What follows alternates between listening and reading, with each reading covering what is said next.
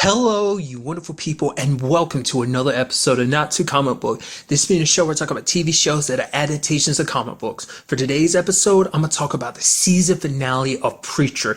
A ridiculously good finale, just a good episode all around. Obviously, a lot of stuff went down in this episode. Let's like take in everything and break it down bit by bit. Obviously, that sick ass like fight scene in that school where Jesse was at, which I love that whole situation that Hare set that up. You knew from the very beginning the way Hare like took that blow. It's like Hare's not really the one of oh man, I'm gonna be sitting out this entire fight. Plus a little smirk across his face is like that cemented it. I should have known immediately with the bullets. I was like, nevertheless, Jesse kicked some serious ass. Flip the gun upside down, start pistol whipping them. Even at one point during the fight, ejecting the magazine and it hit someone. I was like, that's and they slow mode on it too because they knew they had knew they had something sick right there.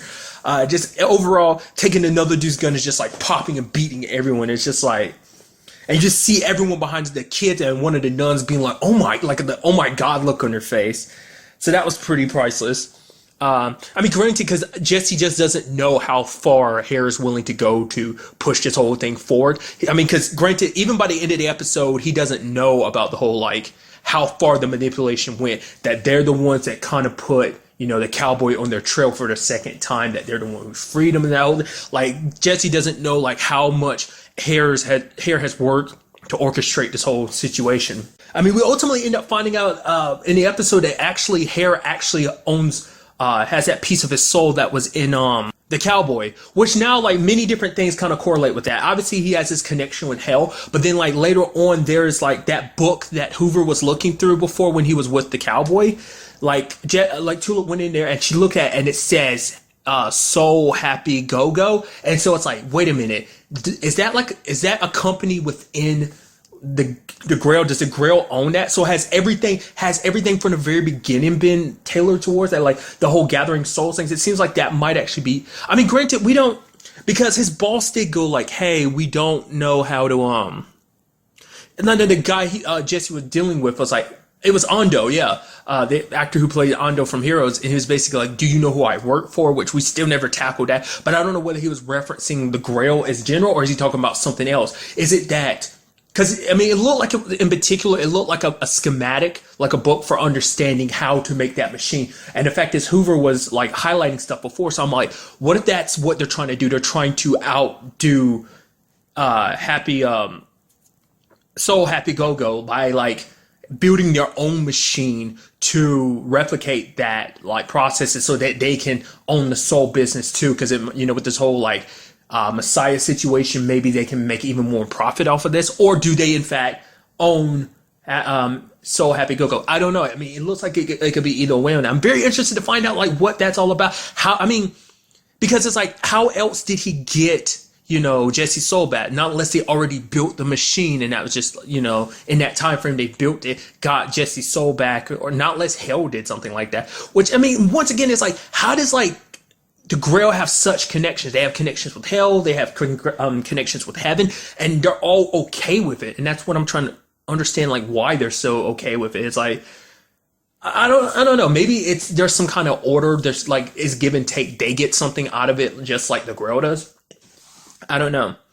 I was actually so happy when God, I'm all over the place, so I apologize. So first, I was going to say like that Tulip found that camera, and at first, they're like, oh man, they've been spying on us the entire time. But Cassidy's like, oh, we got to tell Jesse. Which Tulip's like, no, it's not going to change anything, because for them, it's all about like, none of them have messaged the other because they're all waiting for, like, Cassidy's checking his phone, Tulip's checking his phone, Jesse's checking their phone. They're all expecting they're expecting a message from Jesse. Jesse's expecting a message from them, but none of them is willing to take that first step. They're waiting for the other person to take the first step. So they're dealing with the whole plan of leaving. Cassidy's dealing with the whole situation with Dennis. Did not go down the way I thought it would. I knew it ultimately would end with, like, Cassidy killing Dennis, but not to the extent like it was just like, I thought like Dennis would do something bad and then Cassidy and him fight and he kills him like that unintentionally, but it's like because he was forced to. In this situation, it's like, no, he was like, because Dennis was like, "Oh, can you be good, Papa?" And he's like, "No, I can't. Not while you're around." And just like pushes him out the window. I was like, "What?" Legitimately caught me off guard. I guess because it's a combination of like the sites that Dennis has been visiting, the blood on his clothes. Because like before now, it's never really been a big thing about Cassidy's control. At least it's never really come up. Like maybe it's because like Dennis being around all that fresh blood and just kind of giving into his desires, maybe he's bringing out that darker side in Cassie. I mean, Cassie's been a vampire a lot longer, so he's been able to kind of, I think, quell his urges for such a long time. But Dennis is there just being free, being all willy-nilly with it and everything. And I think it kind of tugs at that side of Cassie that he's kept buried down for so long. And that's, I mean, ultimately why he killed Dennis, because he thought like, okay, this will help me out. But it seems like there's still some of it there, because he even had to let the dog go, and you see him looking through his shades, just staring off like that. I mean, especially because he had that whole, I mean, he was smoking crack with that. I was like, I love that too. It's like, is that crack? Obviously, when he was in that fantasy, it was like, no, yes, but what I do in my downtime is my business. But then when it happens in real life, she's like, is that crack? He's like, yeah. And she's like, oh, okay. But because he fantasized about biting her, because for him, it's like, obviously, there's the part of Cassidy that's all about Tulip, who cares about her, but I think there's also that vampire need, like in his fantasy, in that, like, I guess you can almost call it daydream, he was ripping out her throat. So it's like, definitely why Dennis had to go. I just wasn't expecting that in such a way too, just like pushing him out in there, because that's not like a fast death, that's a slow, painful death. He was burning, which kind of brought up something interesting in my mind too. Do vampires go to hell in this universe? Because I know some other shows have kind of like the concept that like there's a place for supernaturals to go, like it's kind of like a purgatory situation. I'm wondering, is it something like that, or do they go to hell? Because the thing is, they do have souls, hence why like Jesse's been able to use Genesis on Cassidy in the past, which we know he can't use it on people who don't have souls, because it didn't work on a cowboy, because the cowboy didn't have a soul. So it means vampires have a soul, so they can go to hell. So the question is, when they go to hell, will they be their vampire self, or will they be their human selves, just stacked with all the crimes and sins they committed as a vampire? The reason I'm bringing that up is because obviously we got, a big part of this season was in hell. So it's like, oh, Dennis could still pop up later on in some shape or form. He might not be gone. He just might be in hell for all we know. Which, hey, maybe that'll lead to a situation. I just sat here thinking about it. I was like, what if that means like the cowboy and Dennis show up and they're in the same cell block or whatever, and it's like, oh wait, you got screwed over by Jesse and his group? Me too. Oh, you want to kill the preacher? Well, I want to kill my dad. And it might be all about, obviously I'll get into it later, but the whole maybe it'll be like, oh, maybe I'll start by killing the woman that he secretly loves, and they'll be aiming for Tulip or something, like where my mind immediately goes. It's kind of interesting though with the whole Tulip situation, that she found out at the very end about her friend Jenny, like they're packing up and everything, and like, oh man, and she sees the schematics and everything, and she sees the glue and realizes like, oh, it's the same glue that held up the cameras. You were behind this, especially when Hoover comes out of the bathroom and sees her, and he's like, he tries to play along with it and everything, but like they figure each other out. Sadly, it seems like Featherstone, I mean, not sadly, doesn't seem like she did. She ended up shooting Tulip. I was hoping I had a feeling it was going to end like that because of the whole preview at the beginning. Immediately that whole chicken thing happened. I was like, that's foreshadowing for Tulip. That's the only option. Something happens, Tulip, it dies, and Jesse needs to bring her back. Like, I saw that coming. Like, from the very beginning, which we do see the chicken at the end of the episode running, so it's kind of like, okay. So the question is then, there's a whole conversation of like, what's the price? What price did Jesse have to pay back then, and what price will he have to pay for Tulip? Because Cassidy wanted to bite her, which kind of turned into a whole scuffle between him and Jesse. But Jesse stopped him and just let Tulip die, because obviously the word is not working because Genesis is on the fritz, which, if you don't know, like I brought this up before, I feel like it might have something to do with his soul. I don't know whether it's because his soul was inside of the cowboy, and because Genesis might be integrated inside of his soul now that, like, maybe Genesis can't activate 100% if it's not complete or something like that. Or maybe it's just Genesis doesn't like the way Jesse's been handling things, and so it's kind of being a little temperamental. Like, I guess arguably you could think of it like, maybe like Genesis is a little older now. I mean, it's kind of like in his teenage phase and being rebellious and something like, I don't know. But then another side of me is like, well, what if in actuality, what if it's something else entirely? What if it's like, what if it's God interfering? What if it's the Longueuil family? Because obviously they got some kind of magic on their side. You don't mess with black magic because that type of thing will always kind of come back to you. I say that from just all my different experiences watching TV shows. It's like this whole tulip situation is going to come back to bite them in the ass, obviously, because we don't know what the price is. But, obviously coming back from the dead because of magic isn't natural. So obviously there's going to be some consequences, not just for the price they have to pay, but also like what it will mean. What will Tulip be like when she comes back? Will she, like, the question is, maybe she'll end up like the Cowboys immediately, where my brain goes, like maybe she won't have a soul when she comes back. Maybe the price to bring her back is her soul. Or maybe, the price would be for Jesse to come back to his family. Once again, that's still something we don't know, is how he got away from the Longueuils. But now he's kind of going back. Did they cut him free or run away? Like, I wouldn't, like, because I feel like if he had ran away, they would have been looking for him this entire time. And they obviously would have been able to find him in Anvil, because they're pretty good at tracking him down. Once again, I'm alluding to the fact is that it's got to be them that killed his dad. It might even be that person he was talking to, was it CJ and Judy? It was something like that. He was talking to people in the truck, you never got to see their faces. It might have actually been them who pulled the trigger, because it's like, obviously he holds some animosity towards them. Obviously, like, he was trying to hold back on some cash, but they found him out, and the person was twisting his arm, so he got super pissed. Hence why he killed his chicken. But it's like, the fact that he's just holding out money, probably, I was immediately thinking like, oh, he's going to use that money to try and get away or whatever. But maybe that's what that was about. Or maybe it was just a middle finger to them because of who they are. I don't know. Like, I do think that the Longueuils are behind his dad getting killed, but we'll just kind of have to wait and see. Like, there's a lot of stuff, a lot of interesting things they've set up this season that I'm interested to see how it pays off later on. God, I'm all over the place, so I do apologize. But I mean, that's a question, like, will Tulip come back as like a zombie or something? I mean, because the fact of the matter is, I mean, this is also setting up bad animosity between Jesse and Cassidy, too. There was always the underlining thing, because obviously Cassidy has feelings for Tulip, and probably looks at Jesse as like, you're an asshole. Even to the point he's like, okay, you know what? There's something I've been meaning to tell you the entire time. I hate you. He's like, you hate me? Jesse's like, just you wait. So meaning, like, when it's all said and done, he's going to hate Jesse even more. So it's kind of interesting too, because they have I guess the place they're at is called Angelville, which is kind of interesting. It seems like it's kind of almost like I mean, because obviously, as we saw at that beginning, like, everyone goes there for an assortment of reasons. One lady was going there because she's trying to find her cat. Other people, it's almost like a tourist attraction for some people, like, because they're taking photos with Jesse and stuff like that. Like, oh yeah, we're about to go in and stuff like that. Which now that's kind of an interesting thing too. Like, I'm thinking about, like, happy, so happy go-go.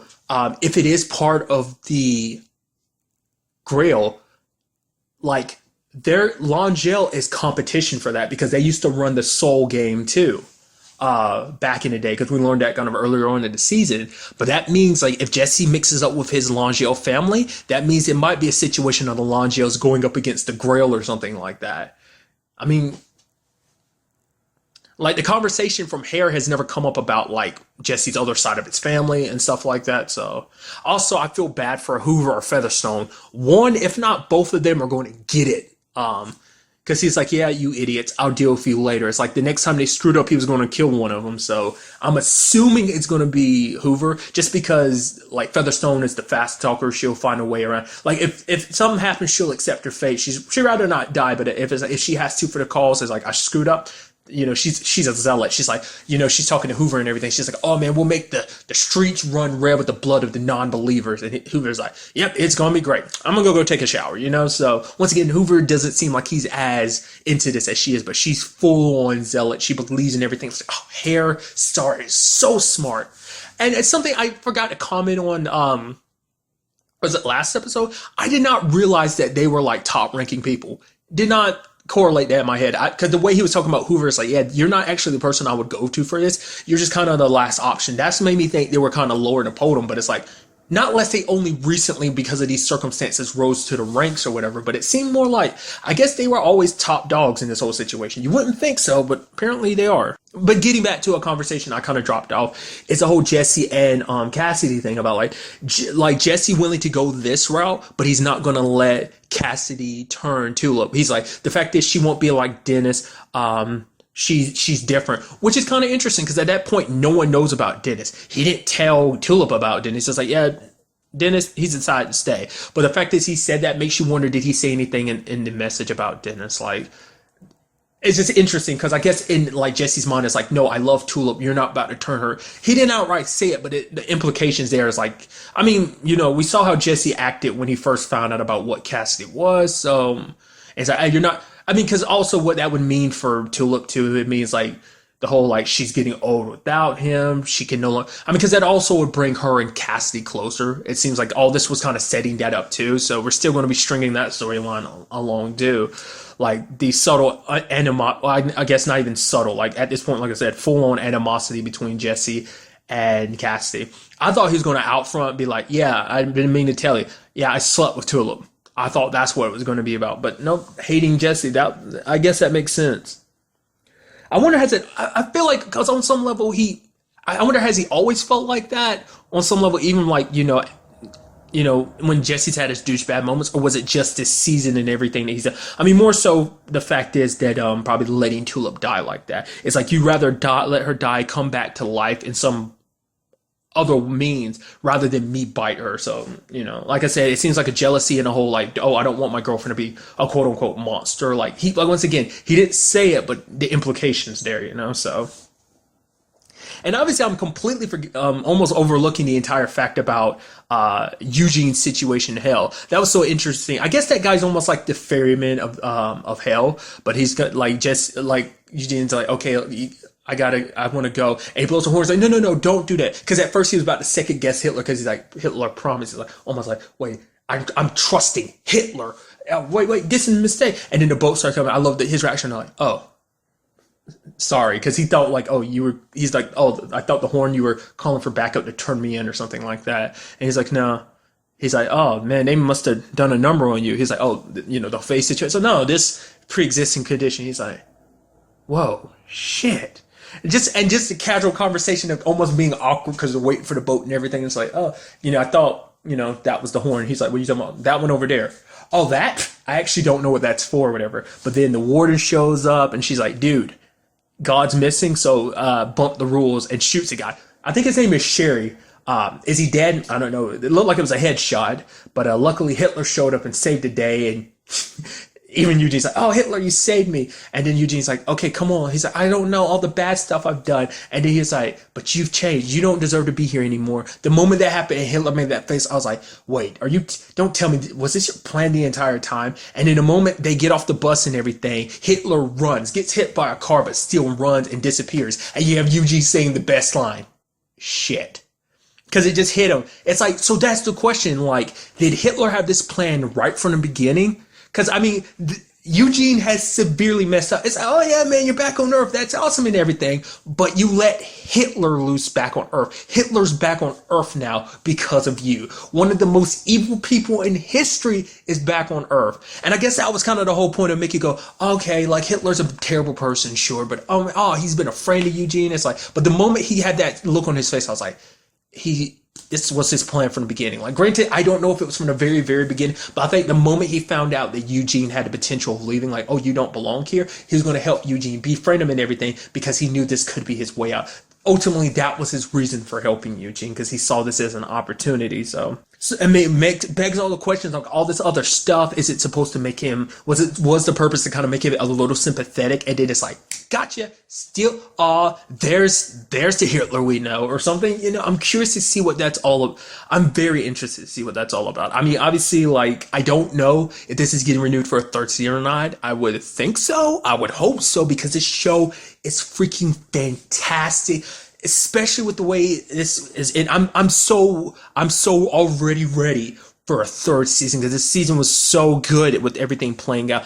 I'm so curious to see what goes down in season 3, because obviously when we're going to be dealing a lot more with Jesse's mom side of the family, the Longiels, probably find out more about Jesse's mom specifically.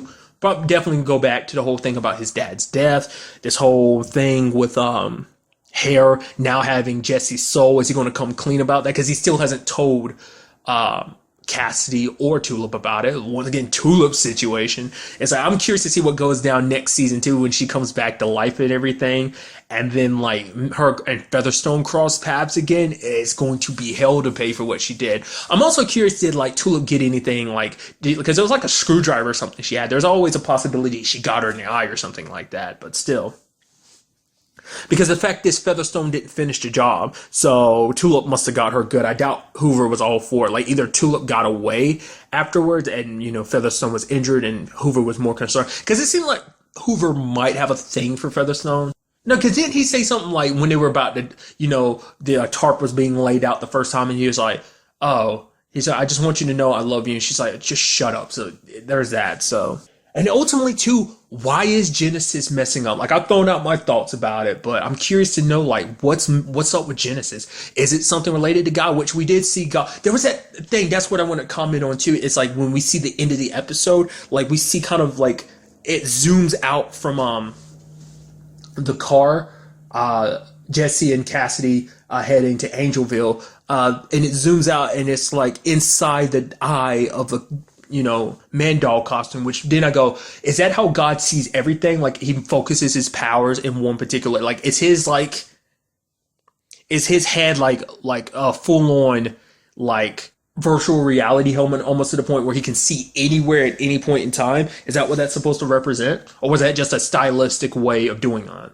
It could be both. And also at the end, we see like God using the bathroom. He opens the door, a bright light. So I think it's supposed to be that situation of like, oh yeah, his presence is so powerful that he's nothing but light to the normal person, because maybe showing his true form would blind someone or end up evaporating them or something because the light's so bright and so powerful or something like that. Or maybe it's something where he could go like snap his fingers and it goes out or something like that. I don't know. I'm very interested to see like what's up with this, like what he's up to, like what's his real reason coming to Earth, like does it have something to do with the Grail, like, you know, with everything kind of going the way it does, like is he taking a break, or is he just trying to let humans do their own thing? He's like, you know, trying to enjoy the human experience or something like that. He's like, you know, I created this place. I'm curious to see, you know, what it's all about.